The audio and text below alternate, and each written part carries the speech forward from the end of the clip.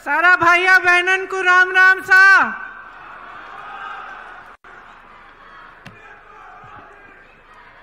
आदरणीय अशोक गहलोत जी,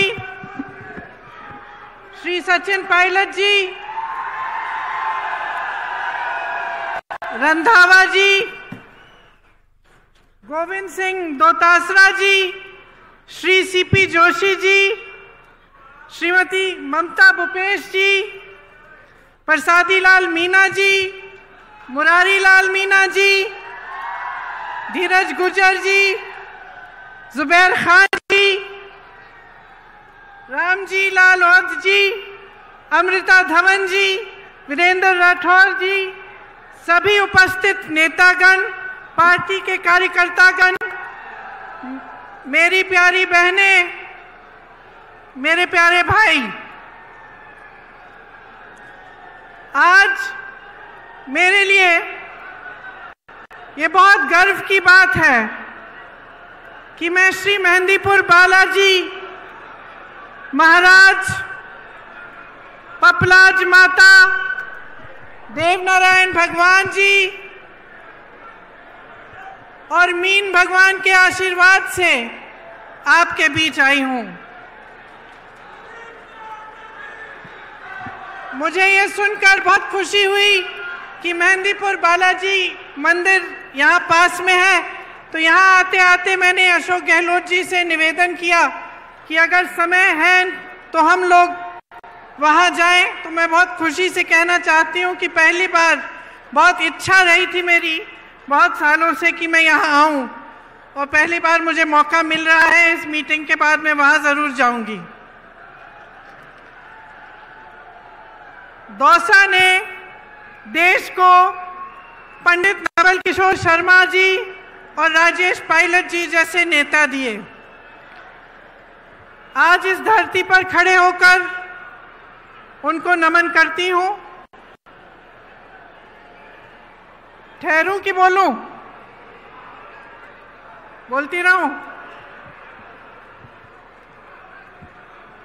रुक जाती।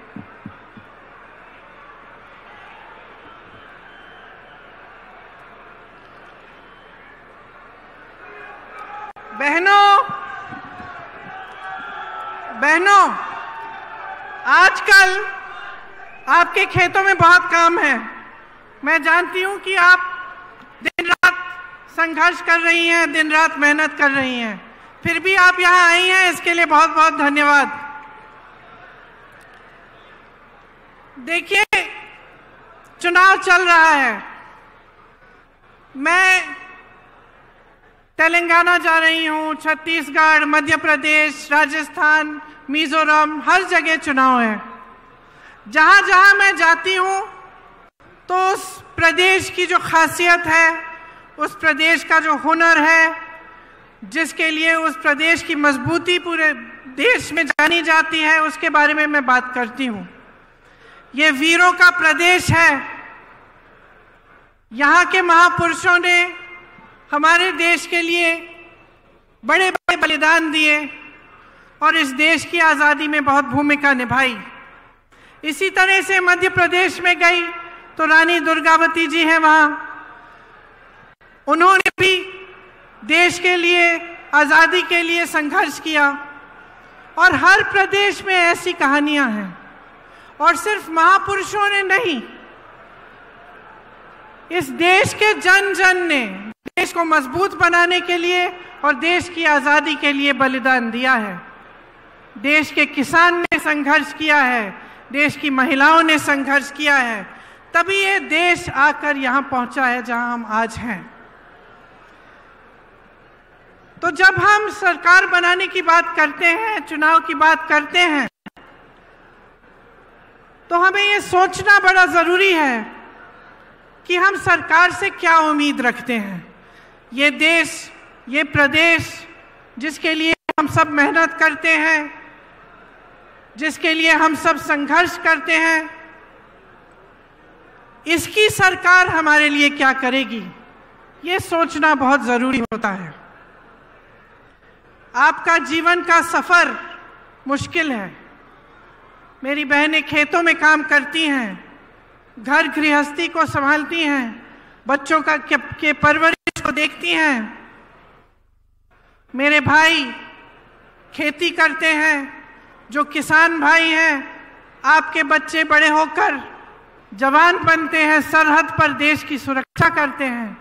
आप इस देश की रीढ़ हैं, इस देश को आपने बनाया है। तो इस जीवन के सफर में जो संघर्ष से भरा हुआ है, मुश्किलों से भरा हुआ है, इस सफर में आप सरकार से क्या उम्मीद रखते हैं? आप सरकार से ये उम्मीद रखते हैं कि आपकी जीवन की जो मुश्किलें हैं उसे कम करने का प्रयास करे। आप सरकार से ये उम्मीद रखते हैं कि आपके जीवन संघर्ष में आपका साथ दे। जब आपदा आए तो आपको राहत मिले। जो खेती का काम आप कर रहे हैं उसमें आपको सुविधा मिले। जो मेरी बहनें बच्चों के परवरिश कर रही हैं उनको मदद मिले, ताकि आपका भविष्य और आपके बच्चों का भविष्य, जिसके लिए आप दिन रात मेहनत करते हैं, वो उज्जवल हो सकता है। यही उम्मीद रखते हैं ना आप? ये उम्मीद रखते हैं आप सरकार से? तो इस उम्मीद को पूरा करने के लिए, सरकार चलाने के लिए, देश को चलाने के लिए एक सोच और एक समझ की जरूरत होती है। असली नेता जो होता है वो वर्तमान और भविष्य की ओर देखता है, अतीत की ओर देखता नहीं है। अतीत का आदर करता है लेकिन बार बार अतीत की बात नहीं दोहराता। वो आगे देखता है कि हम आज जनता को किस तरह मजबूत कर सकते हैं ताकि आगे बढ़कर उनका भविष्य और भी मजबूत बने। तो इस सोच के लिए, इस समझ के लिए एक तरह का नेता होना चाहिए। जैसे आपने देखा, आपके प्रदेश में कांग्रेस की सरकार है। अब जो सरकार है उसने पूरी तरह से आपका जो ये जीवन सफर है इसमें आपकी मदद करने का प्रयास किया है। और अगर आप पिछले 5 सालों का आप सफर देखें तो आप ये जरूर कह पाएंगे कि राजस्थान की जो कांग्रेस सरकार रही है उसने आपके जीवन सफर को मजबूती दी है और उसको आसान करने की कोशिश की है। जो नेता सचमुच चाहते हैं कि प्रदेश आगे बढ़े, देश आगे बढ़े, वो सिर्फ अपना मान सम्मान और अपने घमंड को नहीं देखते, वो जनता को देखते हैं कि जनता के लिए क्या अच्छा है।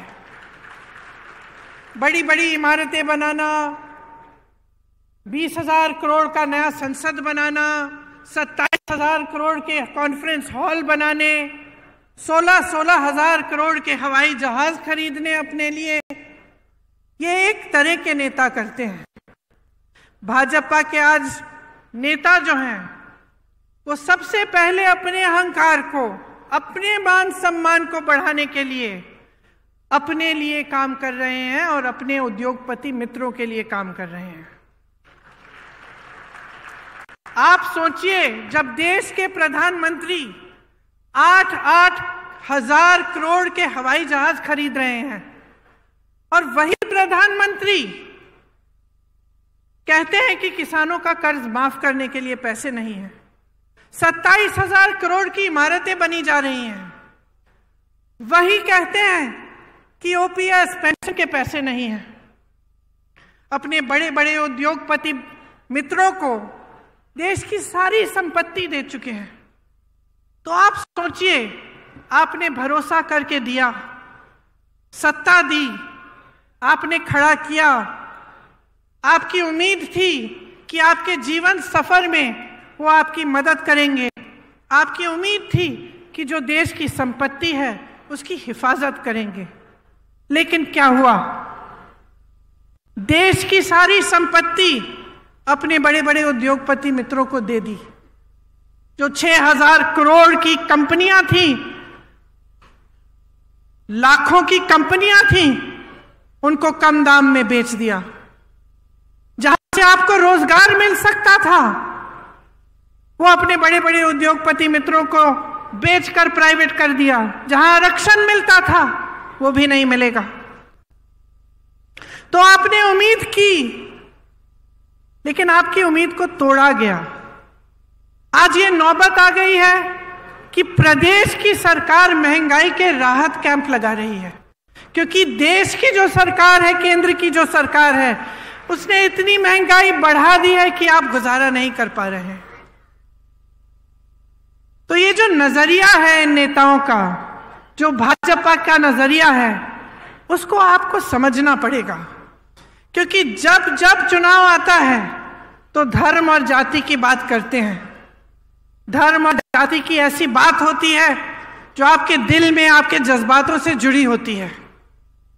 धर्म की सुरक्षा, धर्म को आगे बढ़ाने की बात, इसे कोई हिंदुस्तानी नहीं नकार सकता। यह ऐसी चीज है जिससे हम सबके जज्बात जुड़े हुए हैं। लेकिन आपको ध्यान से समझना पड़ेगा कि ये चुनाव के समय क्यों उठ रही हैं ये बातें, चुनाव के समय ये बातें क्यों करते हैं, और चुनाव के समय आपके विकास की बातें क्यों नहीं की जा रही हैं। चुनाव के समय आपको ये क्यों नहीं बताया जा रहा है कि ये जो ओपीएस पेंशन के पैसे हैं ये आपको क्यों नहीं दे सकते। जब तमाम कांग्रेस की सरकारें प्रदेश के बाद प्रदेश में ओपीएस दे रही हैं तो इनको कौन सी दिक्कत हो रही है, ये सवाल आपको पूछने पड़ेंगे। और आपको अच्छी तरह से समझना पड़ेगा कि ये जो दो तरह की राजनीति हैं जो आज देश में चल रही हैं, इनमें से आपको कौन सी चुननी है। आपको एक ऐसी राजनीति चुननी है जो सिर्फ आपकी जज्बातों की बात करती है चुनाव के समय, लेकिन आपके काम की बात नहीं कर रही है, या आपको एक ऐसी राजनीति चुननी है जो सुबह से शाम तक आपकी काम की बात करे, जो आपके जीवन की मुश्किलों को दूर करने की बात करे। देखिए, अगर जनता का कल्याण होना है तो ऐसी राजनीति से होगा जो सेवा भाव, करुणा भाव और जनता को सर्वोपरि रखने की राजनीति हो। लालच, महत्वाकांक्षा, अहंकार की राजनीति आपको आगे नहीं बढ़ाएगी।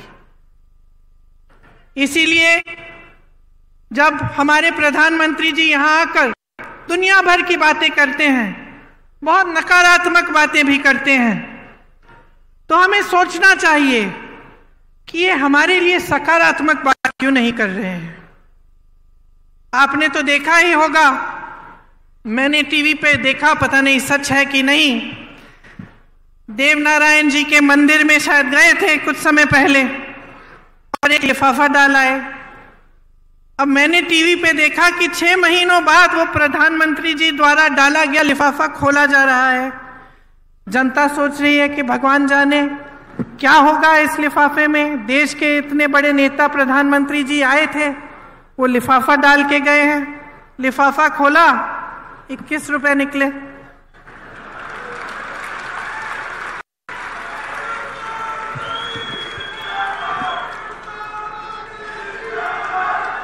अब आप मुझे बताइए कि एक तरह से यही हो रहा है देश में।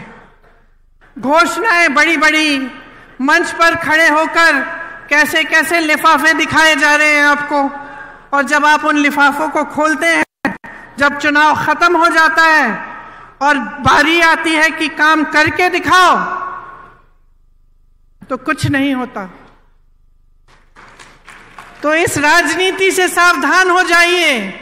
ये ईआरसीपी का जो जुमला है जो आपको दिया गया, यही चीज थी। ये सिर्फ एक नहर की परियोजना नहीं थी ये, बल्कि दौसा और आसपास के 12 जिलों के लिए जीवनदायिनी गंगा के समान है। भाजपा के नेता और प्रधानमंत्री जी से सिर्फ जुमलेबाजी होती है इस पर। पहले आए थे तो कहा था ईआरसीपी को राष्ट्रीय परियोजना का दर्जा दिया जाएगा। दिया क्या? दिया? आप आज तक ईआरसीपी के पानी का इंतजार कर रहे हैं कि नहीं? कर रहे हैं ना। अब मैं आपसे एक दूसरी तरह की राजनीति की बात कर रही थी, जिसका नजरिया आगे भविष्य के लिए सोचने का नजरिया होता है।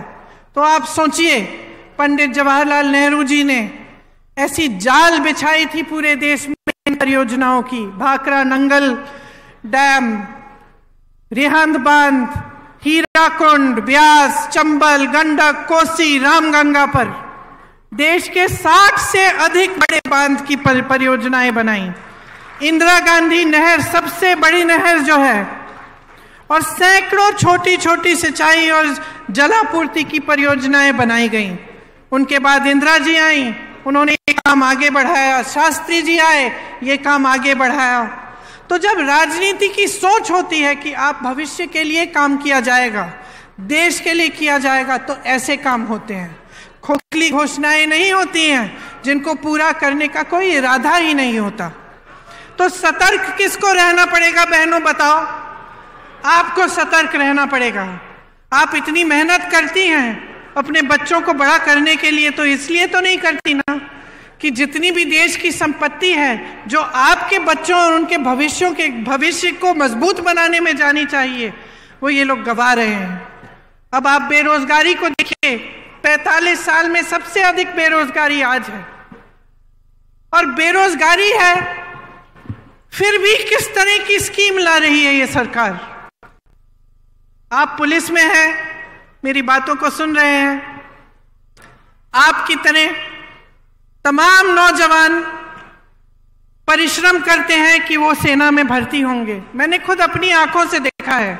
उत्तर प्रदेश में एक बार मैं सुबह 4 बजे गिरफ्तार हो गई थी। उससे पहले जब पुलिस हमको ढूंढ रही थी, हम एक गांव के पास रुके, शायद 3:30 बजे होंगे सुबह के, और मैंने देखा बहुत सारे लड़के 3:30 बजे सुबह सड़क पर आ गए हैं। तो मैंने अपने साथियों से पूछा कि भाई इतनी सुबह सुबह क्या कर रहे हैं ये बच्चे यहाँ? सब दौड़ लगा रहे थे, सब मेहनत कर रहे थे कि जब सेना में भर्ती का समय आएगा तो हम भर्ती हो जाएंगे, हम अपने परिवारों के लिए कमाएंगे, हम अपना भविष्य मजबूत बनाएंगे। ये इसलिए तो नहीं मेहनत कर रहे कि 4 साल बाद वापस भेजा जाएगा इनको घर। देश के लिए बलिदान देने के लिए तैयार, सरहद पे खड़े होकर होने के लिए तैयार, वहां की बर्फीली चोटियों पर हमारी रक्षा करने के लिए तैयार। और आपने अग्निवीर जैसे स्कीम निकाल ली, जिसके जरिए 4 साल बाद ये बच्चे जिन्होंने इतनी मेहनत की, जो इतनी इच्छा से देश के लिए तैनात होने के लिए तैयार हैं, उनका भविष्य ही आप खत्म कर लिया। इस तरह की स्कीम लाएगी क्या सरकार? जहां जहां आज मैं जाती हूं, नौजवान मिलते हैं, कहते हैं हमें जाना ही नहीं है, अब हम तो कोशिश भी नहीं करेंगे।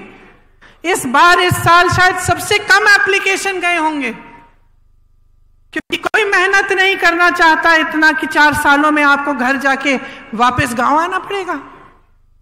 जब हम नौकरी के लिए इच्छा करते हैं, कोशिश करते हैं, तो सबसे बड़ी चीज क्या होती है कि हमें सुरक्षा मिलेगी, हम कमाएंगे, अपने माँ बाप की देखभाल करेंगे, अपने परिवारों को मजबूत बनाएंगे और जीवन भर हमें कुछ मिलता रहेगा।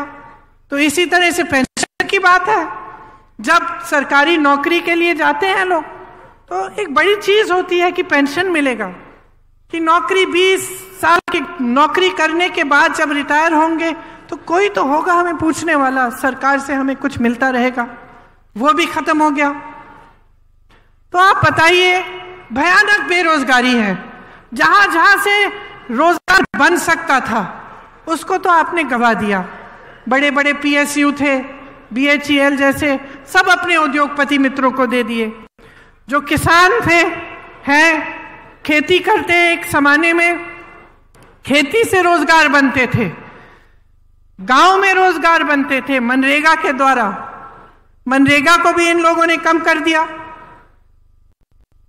ऊपर से नए रोजगार नहीं बन रहे हैं। जो छोटी दुकानें थी, जो छोटे कारोबार थे, छोटे बिजनेस थे, वो भी नौकरी देने के काम करते थे, उनको भी आपने खत्म करने के कगार पे डाक कर दिया है। आपने जीएसटी थोपी, इन पे नोटबंदी थोपी, छोटे दुकानदार जीएसटी में उलझ गए एकदम। तो जहां से रोजगार बनने थे, वो सारी जो जितनी भी जगह थी जहां से रोजगार बन सकते थे, उनको आपने खत्म कर दिया। महंगाई आपने ऐसे बढ़ा दी कि मेरी बहनें दुकान जाती हैं कुछ खरीदने के लिए, खाली हाथ वापस आती होंगी, क्योंकि कुछ मिलता नहीं है, कुछ खरीद नहीं पाती हैं, इतना संघर्ष कर रही हैं। बच्चों की फीस भरनी होती है, छत में से पानी टपक रहा है उसकी मरम्मत करनी है, या फिर कोई बीमार पड़ता है उसका इलाज करना है। तो टेंशन ही टेंशन होता है कि किस तरह से हम ये कर पाएंगे, क्योंकि कहीं से कमाई नहीं हो रही है। तो अगर ये परिस्थितियां हैं पूरे देश में, और हम प्रदेश की सरकार के द्वारा पूरी कोशिश कर रहे हैं कि इन परिस्थितियों से आपको निकाल पाएं, कि हम आपकी मदद कर पाएं, और अशोक गहलोत जी की सरकार है जिसमें तमाम ऐसी स्कीमें आई हैं जिससे आपकी सहायता होती है और आपको इन संघर्षों का सामना करने की मजबूती मिलती है। जैसे यहाँ पे जो बिजली आपको मिलती है, वो दूसरे प्रदेशों में ऐसे नहीं है। आपने सुना होगा कि प्रधानमंत्री के बड़े उद्योगपति मित्र हैं, अभी हाल ही में ये बात बाहर आई कि इंडोनेशिया से कोयला खरीद के यहाँ लाते हैं, और लाते लाते उसका दाम दुगना बढ़ा देते हैं। तो जो बिजली की बिल आपकी चढ़ती चली जा रही है, वो सारे इन उद्योगपतियों के जेब में जा रहे हैं पैसे। और सरकार को रोकना चाहिए, सरकार को रास्ता दिखाना चाहिए, लेकिन सरकार और इनको मजबूत करने का काम कर रही है और आपके जेब से पैसों को निकाल कर अपने बड़े बड़े उद्योगपति मित्रों को दे रही है। तो जैसे मैंने कहा, अब राजस्थान की हमारी प्रदेश की सरकार है। आप जानते हैं कि महंगाई के राहत कैंप राजस्थान सरकार ने आपके लिए लगाए। किससे बचाने के लिए? उस महंगाई से बचाने के लिए जो केंद्र सरकार की वजह से, जिससे आप जूझ रहे हैं। आप जानते हैं कि राजस्थान प्रदेश में, आपके प्रदेश में जो स्वास्थ्य की योजना है, जो स्वास्थ्य के लिए बीमा आपको 25 लाख का जो मुफ्त का इलाज मिल रहा है, ये किसी और प्रदेश में आज तक नहीं है। पहला प्रदेश है। शायद अभी अभी छत्तीसगढ़ में भी कुछ समय पहले शुरू किया गया है, वो भी कांग्रेस की सरकार है। ग्रामीण क्षेत्रों के लिए 1000 इंदिरा रसोई बनाई गई हैं। ये भी राजस्थान सरकार का काम है। इसमें आपको 8 रुपए पे भरपेट भोजन मिल रहा है। गैस सिलेंडर की जो सब्सिडी है, इसके तहत आपको 500 रुपए में सिलेंडर मिल रहा है, जब भारत सरकार ने इसको 1100 से 1200 रुपए का किया था। मेरी बहनों के लिए इंदिरा गांधी स्मार्टफोन योजना के तहत मुफ्त मोबाइल मिल रहे हैं। 1 करोड़ से ऊपर उपभोक्ताओं का बिजली का बिल शून्य आया है। और ये तब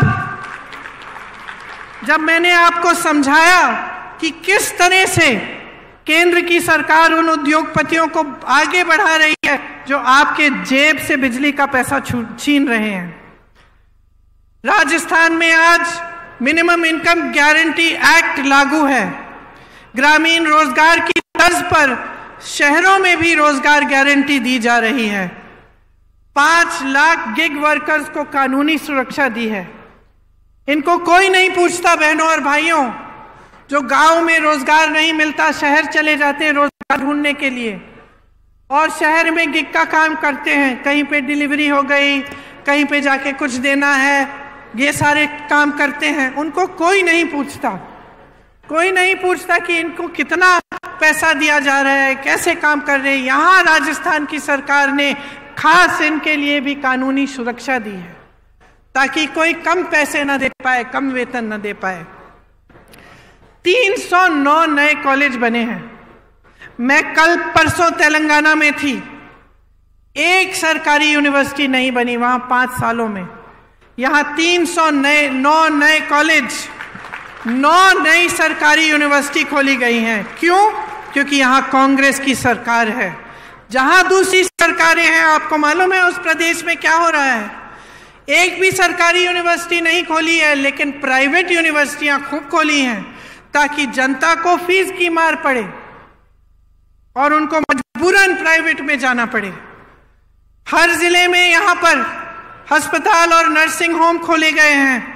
सरकारी नौकरियों में ठेका की प्रथा खत्म हो गई है। 21 लाख किसानों को 14,000 करोड़ कर्ज माफ किए और अन्नपूर्णा फूड पैकेट के माध्यम से आपको गेहूं, दाल, चीनी, तेल, नमक और मसाले मिलते हैं। लेकिन बहनों और भाइयों, ये सब काम भाजपा को पच नहीं रहे हैं, क्योंकि जब हम अपने प्रदेशों में जहां कांग्रेस की सरकार है इस तरह का काम करके दिखाते हैं, तब उन पर मजबूरी होती है कि वो भी अपने प्रदेशों में करें और वो भी ऐसी घोषणाएं करें, और वो ऐसा नहीं करना चाहते।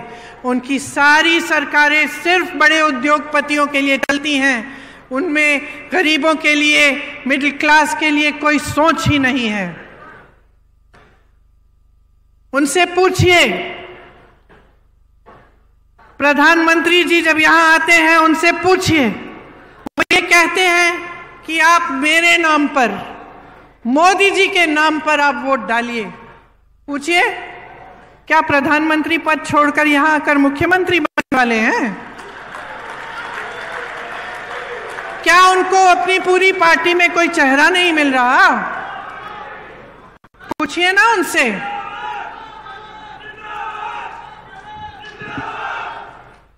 राजस्थान में कितनी योजनाएं दी इन्होंने जब इनकी सरकार थी। ईआरसीपी का जो वादा किया वो क्यों पूरा नहीं किया है अभी तक? बहनों और भाइयों, मसला साफ है। मोदी जी का ध्यान, भाजपा का ध्यान आपकी भलाई पे नहीं है।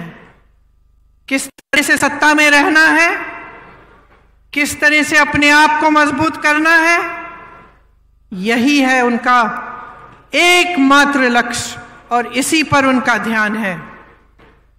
इनकी नीति बन गई है, आप पिछले 10 सालों में देखिए, नीति बन गई है गरीबों से खींचना और बड़े बड़े उद्योगपतियों को सींचना। सोच लीजिए मेरी बहनों और भाइयों, भाजपा की सरकार यहां वापस आएगी तो पुरानी पेंशन खत्म।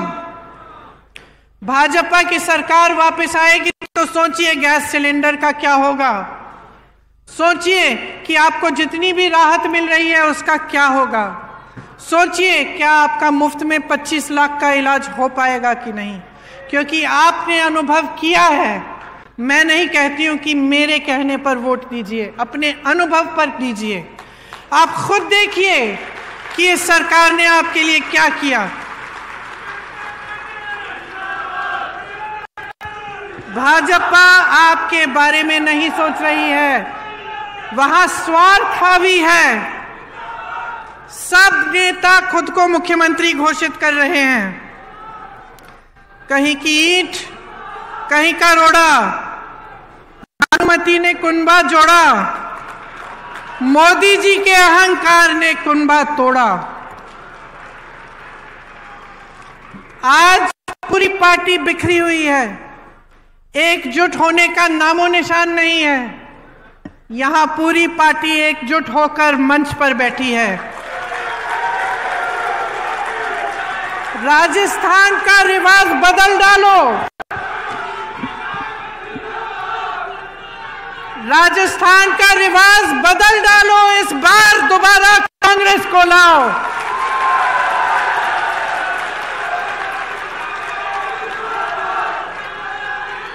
इस बार आंखें खोलकर अपना वोट दो कि आपके लिए कितना काम किया है, आपके लिए कितना संघर्ष किया है, आपके लिए कितनी योजनाएं लाए हैं, और आपके जीवन में तरक्की लाने के लिए जो सरकार दिन रात काम करेगी उस सरकार को अपना वोट दो।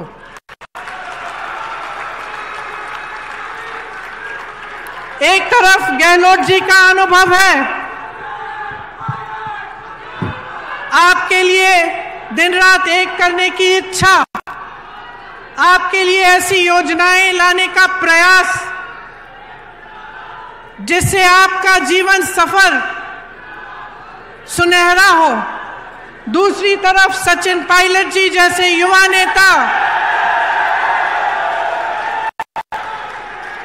जो आपके भविष्य की तरफ देखते हुए आपके लिए हर रोज मेहनत करते हैं। ये कांग्रेस पार्टी आपके लिए समर्पित है। ये चाहती है कि राजस्थान मजबूत बने। हम चाहते हैं कि राजस्थान का विकास हो। हम चाहते हैं कि राजस्थान में फिर से 5 सालों के लिए एक ऐसी सरकार बने जो आपकी सरकार हो। इस प्रयास में, इस कोशिश में आप हमारा समर्थन देंगे, आप हमारी सहायता करेंगे तो आप ही का भविष्य उज्जवल होगा। इसलिए आज यहां खड़े होकर मैं आपको धन्यवाद देना चाहती हूं कि आपने बहुत ध्यान से मेरी बातों को सुना और मैं आशा रखती हूं कि वोट देने के दिन भी आप इन बातों को याद रखेंगे और हमारे हाथ मजबूत करेंगे। कांग्रेस पार्टी की सरकार दोबारा बनाएंगे। जय हिंद, जय हिंद, जय हिंद। बहुत बहुत धन्यवाद प्रियंका जी। प्रियंका जी यहाँ से मेहंदीपुर बालाजी मंदिर जाएंगी। आपका इस पावन धरा पे हम सबको आशीर्वाद देने के लिए हार्दिक धन्यवाद। जय कांग्रेस, विजय कांग्रेस।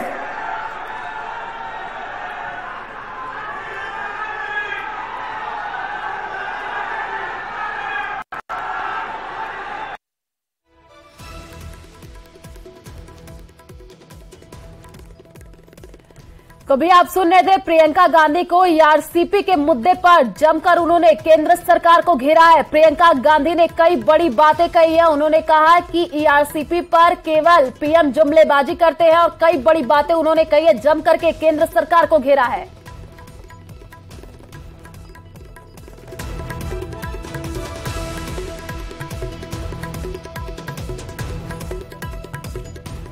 तो चलिए यार, रुकते एक छोटे से ब्रेक के लिए, जल्द लौटेंगे। लगी भीषण